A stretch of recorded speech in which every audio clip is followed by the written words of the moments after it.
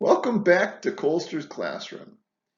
I frequently run into students and I keep up with a lot of them through social media. I always tell them that once you walk across the stage for a graduation, you're welcome to friend request me. And so I've stayed in touch with a lot of them over a period of time. And I will frequently ask them, what is one memorable lesson you learned from me? And I was talking to one of the students who I would rank in the top 1% of the students I've ever taught and 1% in achievements after graduation. He's got a PhD, he's running a huge company. And I asked him recently, what did you learn in my classroom? And here I am waiting for some spectacular answer like your a particular lesson or the opportunities you gave me. And he looks at me and he says, Kris, what I learned from you is it's okay to admit you're wrong. And if you're wrong, it's okay to apologize for that. And that took me back for a minute. I was like, wow, I didn't realize I was the person that taught you that. And sometimes we forget that just as important as the state standards of everything we're teaching in our curriculum, it's also important that we model what it is to be a citizen. And keep that in mind that they're watching us not just for the standards and for what we deliver in the classroom, but how we act as citizens. It's important that we model ourselves appropriately. So again, here I was expecting this incredible, insightful answer for some particular lesson or opportunity I gave them. And it turns out that just modeling the fact that I could admit I was wrong and apologize was a powerful thing that he remembered 20 years later. Here is a second important lesson I learned early on in my teaching career. It's okay to say, I don't know. I'll take you back to second grade. When I was in second grade, and this bothers me to this day, so almost 45 years later, I had a second grade teacher who a student brought in two eastern fence lizards in a container, and she put them in water. Now, what the teacher did not know is even in second grade, I was quite the amateur herpetologist and understood salamanders, frogs, lizards, and other reptiles and amphibians. And when the student brought in the two fence lizards and the teacher put them in the water, I looked at her and I go, "You're drowning them." And she looked at me and she goes, "Kris, they're salamanders, they need water." And I told her, "Look, you're drowning them." I go, "The one with the purple on its belly is a male, the other one's a female. You need to put them in something dry." And she said, "You don't know what you're talking about. I'm the teacher." And of course, by the end of the day, they were dead. They were drowned. I wish that teacher had had the wisdom and insight to say, I don't know. I think they're salamanders, but maybe I should look it up. So I learned in second grade that obviously teachers are flawed human beings and we all make mistakes, and there's a lot of things we don't know.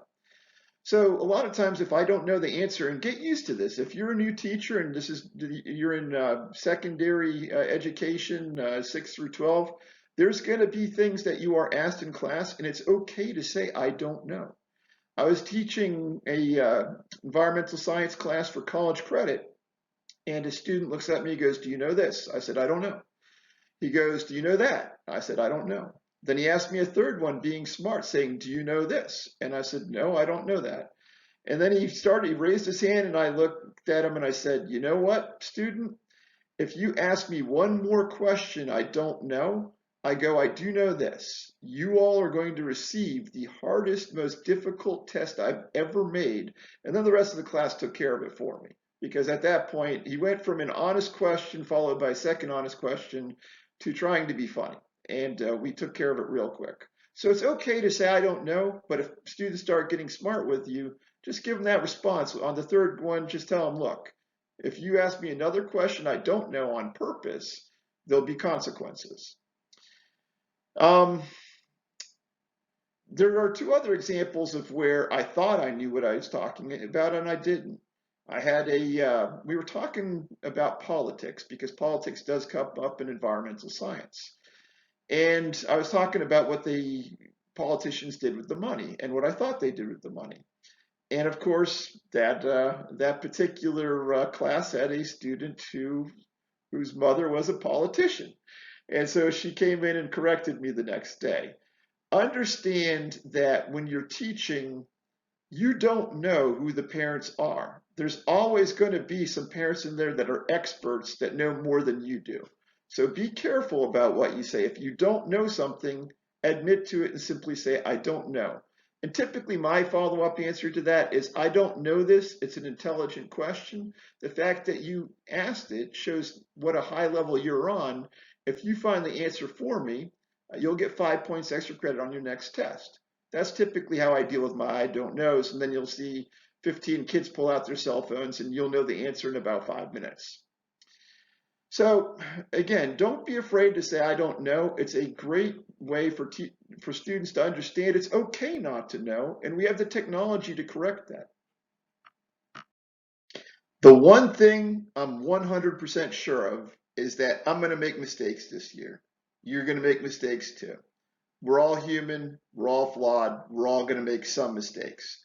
The trick is keeping them small and making sure they're not something that's going to end our career. There's really 3 things you need to watch out for as far as career enders. 1, touching students. When I was an assistant principal, I had a teacher walk up and tap a student on the shoulder. Student said that she hit him. So the fact that she made contact and he interpreted it as being a hit, created a real issue for both of them. So when you touch students, the interpretation may turn out being different than what you intended. Don't touch students. I actually had a female student one time came up and asked for, she looked at me and said, permission to hug you, because she knew I didn't touch students in any capacity. I just don't do it. You put yourself in a bad position every time you touch a student. Money. If you lose money or embezzle money or lose track of money, those are all potential career enders. As a matter of fact, I've seen more people destroy their careers over money than any other single factor. And then supervision. For supervision, if you're supposed to be watching the halls, watch the halls. If you're supposed to be in your classroom, be in your classroom. If you need to take a break to go to the bathroom, call somebody to watch your kids while you run to the bathroom. If you're not in the room when a fight breaks out, that's the type of thing that can end your career. So stay away from those 3 things. Again, it's okay to make mistakes. We're gonna make mistakes. I'm 100% sure I'm gonna make a bunch of mistakes. But you know what? I'm gonna focus on keeping them small. The other thing is, if you make a mistake and it's a decent sized mistake, there may be a parent phone call or something, alert your administrator. I know it's a little bit embarrassing. Typically, what I'll walk up and say is, hey, you might receive a phone call about this. If you do, here's the situation, because administrators hate being blindsided. So give them a heads up. If you give them a heads up, they'll be a lot more appreciative and be able to defend you versus if they're caught blindsided. If you learned anything from this video, please give it a thumbs up. Please consider subscribing, and thank you for your time. Colster out.